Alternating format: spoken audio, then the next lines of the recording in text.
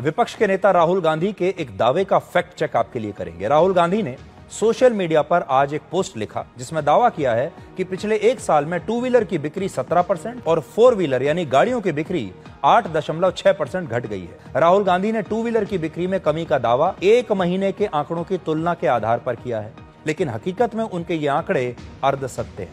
ये सब लिखकर राहुल गांधी ये साबित करना चाहते हैं कि भारत की अर्थव्यवस्था अभी अपने अच्छे दौर में नहीं है, अर्थव्यवस्था की हालत खराब है। तो देखिए ये अर्ध सत्य क्यों है। अप्रैल 2024 में 17,51,393 टू व्हीलर बिके थे, जबकि अप्रैल 2025 में यह आंकड़ा घटकर 14,58,784 रह गया। ये बात सही है। अगर सिर्फ इन 2 महीनों की तुलना के आधार पर कहा जाए तो 16.7% की कमी आई है। ये सही है। लेकिन अगर पूरे साल की बात करें तो हम देखेंगे कि टू व्हीलर की बिक्री में 9% की वृद्धि हुई है। वित्त वर्ष 2024 में 1,79,74,365 टू व्हीलर बिके, जबकि वित्त वर्ष 2025 में यह आंकड़ा बढ़कर 1,96,07,332 हो गया।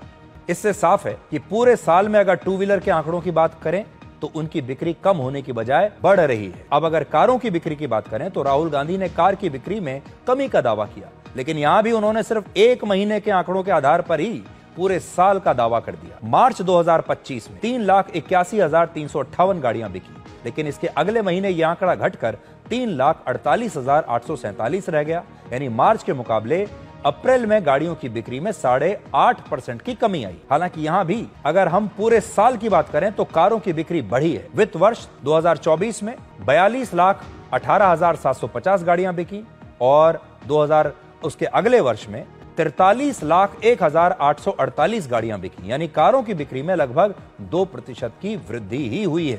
अर्थव्यवस्था की दिशा को सिर्फ एक महीने के आंकड़ों की तुलना से नहीं बताया जा सकता। हर महीने उतार चढ़ाव आते रहते हैं। आप तो जानते हैं, अगर अर्थव्यवस्था के किसी सेक्टर की दिशा को समझना है ठीक से कम एक साल के आंकड़ों को देखना जरूरी है। लेकिन लगता है कि राहुल गांधी अपनी सहूलियत के हिसाब से आंकड़े शेयर करके जनता को गुमराह करना चाहते हैं। आपको याद होगा वर्ष 2022 में राहुल गांधी ने अपनी भारत जोड़ो यात्रा के दौरान आरबीआई के पूर्व गवर्नर रघुराम राजन का एक टीवी इंटरव्यू किया था, और इस इंटरव्यू में रघुराम राजन ने कहा था कि अगले वित्त वर्ष 2023 और 24 में भारत अगर 5% आर्थिक विकास दर को हासिल कर लेता है तो वो बहुत भाग्यशाली कहलाएगा। यानी 5% जीडीपी ग्रोथ रेट भी भारत कर नहीं पाएगा, जबकि हुआ इसके बिल्कुल उल्टा। 2023 और 24 में भारत की जीडीपी ग्रोथ रेट 9.2% रही।